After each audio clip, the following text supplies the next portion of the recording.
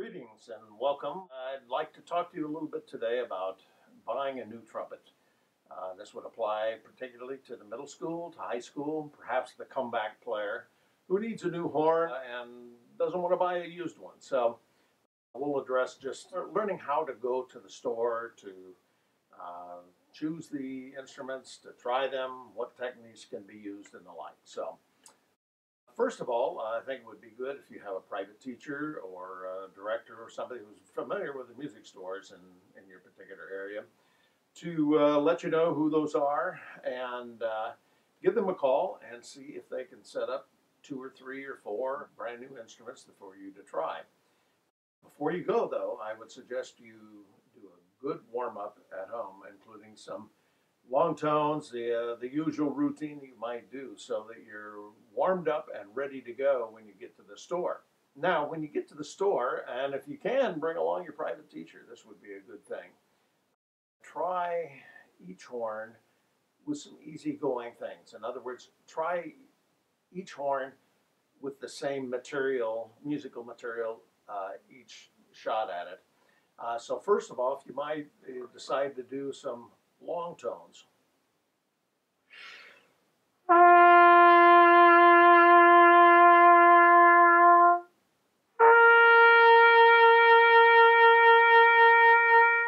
And on, and you could do it longer than that, of course, but just something that lets you feel how each horn responds. In other words, does it take a little bit of air? Does something happen when quickly when you put a little air into the horn?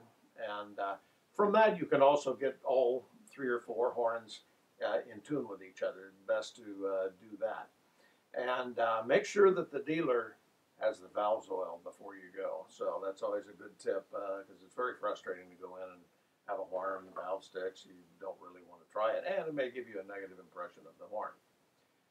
So that said, try some other stuff with it. Try perhaps a chromatic scale up and down so you can hear what the pitch is like on the particular instrument.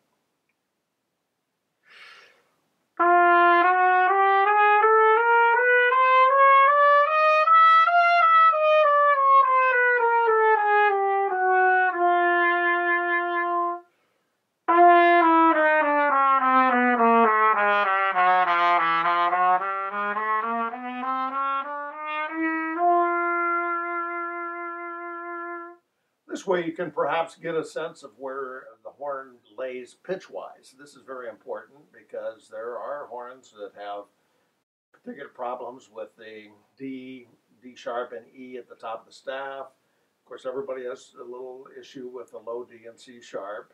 That's always one we have to pull out for.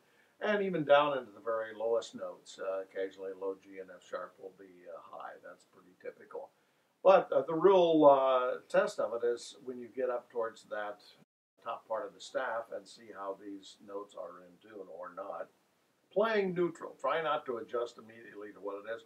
Just play as the horn responds.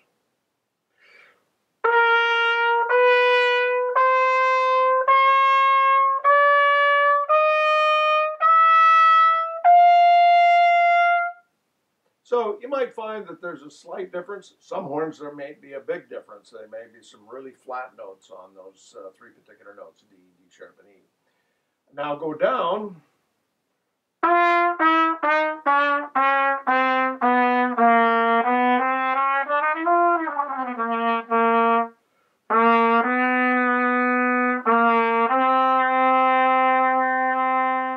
And kind of see where it goes when you adjust for it with your 3rd slide.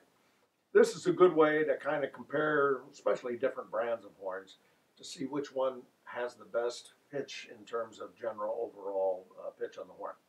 Now, another thing to do then is to, after you've kind of gotten a sense for the sound of the horn, see whether it has some good pitch, is how is the articulation?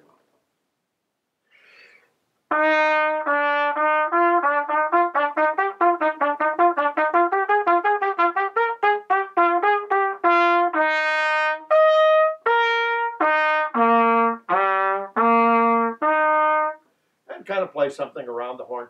Again, make sure you do the same thing on each instrument so that you're basically comparing apples to apples in this case, at least musical ones. Then try playing perhaps a melody that of something you've been working on, and see how the horn responds to that. Very typically, students will be playing some of the Haydn.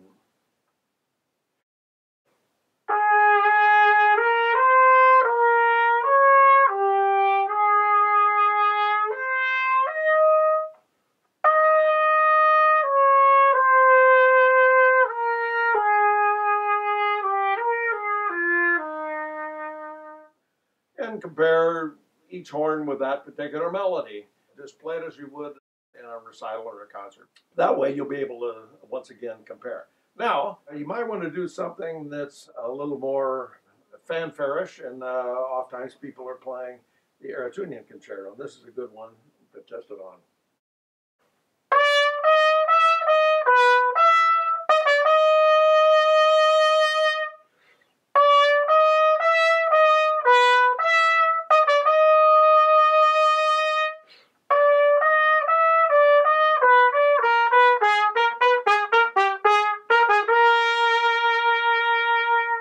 Once again, do that with every horn and try and approach it the same, see which responds the best, okay? You obviously can do longer versions of these. Just make sure you have your music along if you're not sure of it, and play those excerpts.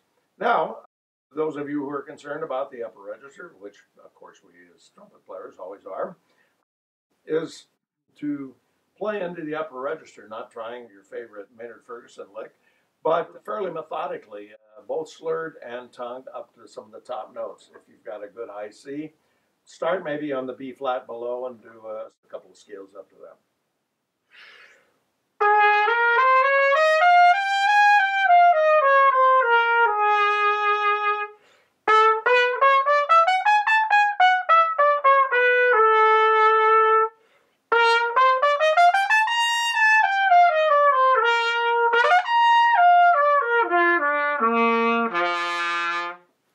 And, hey, low notes are important too. So try all of these exercises, and I think you'll have a good idea after spending some time on each of the instruments to narrow it down to a couple.